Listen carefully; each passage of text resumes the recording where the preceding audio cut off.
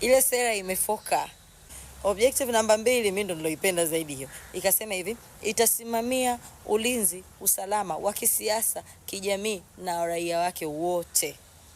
Yaani sasa Tanzania haitaki mzaa, iwe ni chokochoko za kisiasa, iwe ni chokochoko za uvunjifu wa amani zinazokuja kwa mgongo wa siasa, kwa mwamvuli sijui wa utetezi wa haki za binadamu, itadili nayo. Na kwa kuchukulia jambo serious zaidi limewekwa kwenye sera ya mambo ya nje. Yaani hata hao wageni wanaoitwaga hao watetezi sijui wajue mapema kwamba kama hili jambo linahusu uvunjifu wa amani ya Tanzania, kama hili jambo linahusu uchochezi wa kisiasa, Tanzania itasimama kidete against all that. 3, wanalenga kusapoti zaidi mahusiano kati ya resources zilizopo Tanzania na mahusiano ya kidiplomasia.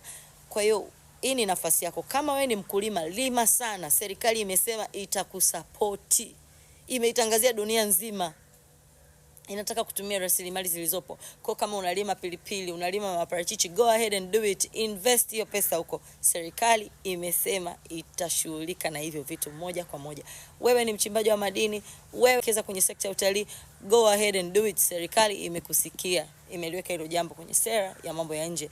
Kwamba saizi hiyo ndo focus ya serikali. Na ndo uzuri wa kufuatilia hivi vitu. Ukifuatilia hivi vitu unakuwa unajua hata pesa yako iwekeze wapi.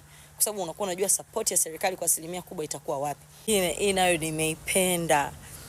Serikali imesema hivi, itasimamia haki za binadamu, usawa na utawala bora kwa misingi ya sheria za kimataifa sambamba na Katiba ya Jamhuri ya Muungano wa Tanzania pamoja na tamaduni na mila na desturi za Watanzania.